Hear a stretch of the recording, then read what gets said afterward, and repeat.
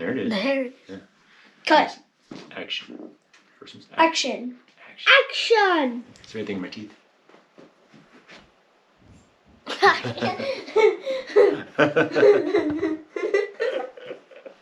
And action. Action. We go now? Yeah. All right. Cut. You ready? Hey guys. Today we got my buddy's seat off his Skidoo Summit 850 SP. As you can tell, these things are pretty thick in their height. The Skidoo Summit Expert is about half this height, and then the Skidoo Turbo is even a little smaller. So what we're going to do is cut this in half. What we're going to have to do is pull all these staples out, and then peel the skin off, and then we'll use a saw, cut the foam. Once the foam's cut, we're going to have to pull the stitching out of all these panels, and we'll separate them. We'll try to reuse the same fabric, and we'll sew it back up to fit, and then we'll staple it back on. So we're going to start this project using this little tool here. And in case you're wondering, on the Skidoo Summit seats, the way you get them off is in the front. If you reach down, pull this foam back a little bit, you can get your fingers under this lever right here, pull that up, and it'll slide back. And that's how you get your seat off your Skidoo Summit. So let's get started. So what you're going to do is take the tip of your tool right there, that's curved. Kind of work it right underneath the staple. I like to wiggle it back and forth until I get into the upholstery. It'll slide right between the staple and the upholstery, and then you rotate it back, and it'll pull the staple out. The stock SP seat is really high. When you're doing hopovers or transitions, it can really get in the way. It takes a lot more energy to get up over the top of. You drag your feet on them. You can buy these seats from Skidoo already lowered, but they're pretty expensive. It really didn't take too much time and energy to lower this. I'd highly recommend it.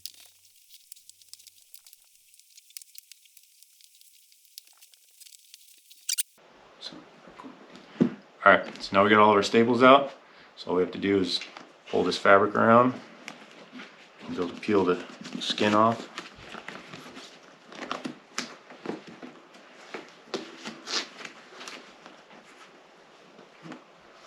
Missed one staple.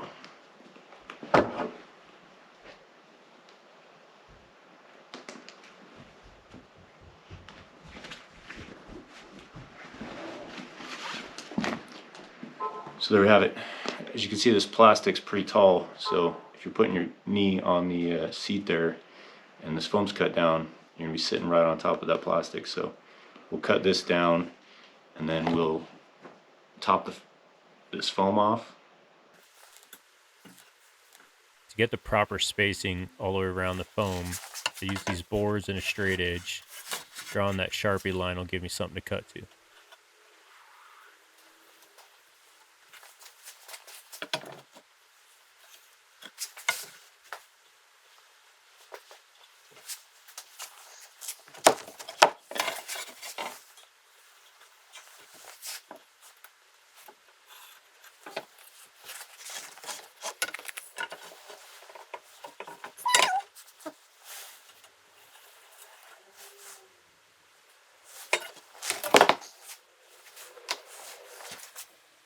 Now I have that blue line all the way around the foam to cut to. I'm using a sharp bread knife. It cut through this pretty well. I've seen people use electric kitchen knives. I just didn't have one to use.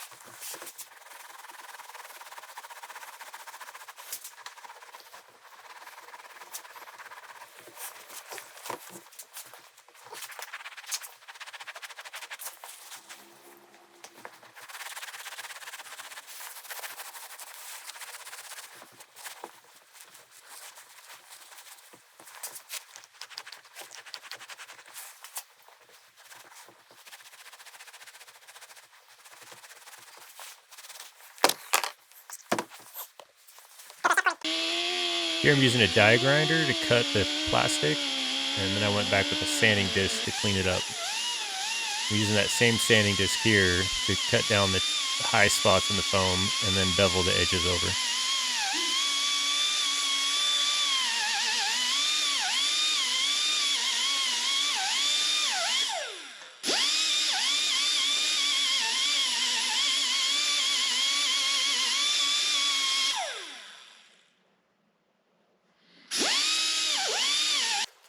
Now that we have the foam and plastic set up, I took some measurements and determined which seams I need to rip out in the old upholstery so I could size it down a little bit to fit even.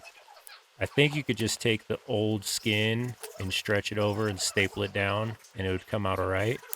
But I figured I had some extra time to kill, so I tore this apart and made it fit real nice.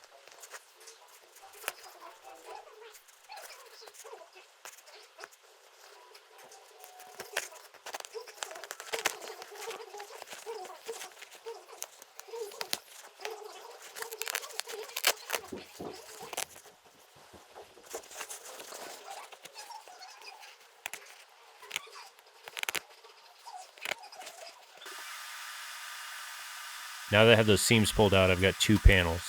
So I've got the top section, which I'm drawing some lines on right now, and then the sides. I'll trim those up and sew them back together to make one panel.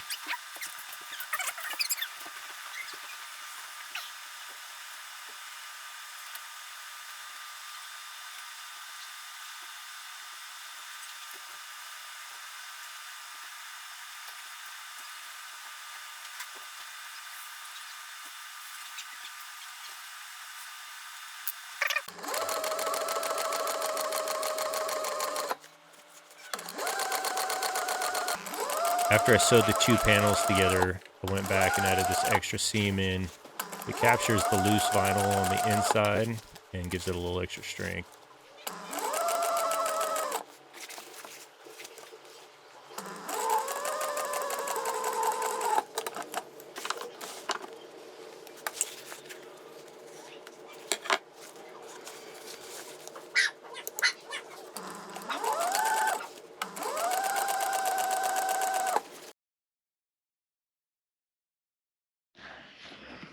So we ran the staples around, forgot to film that, but basically just stretched it snug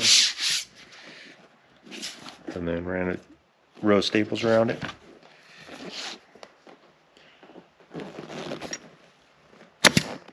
Now last staple.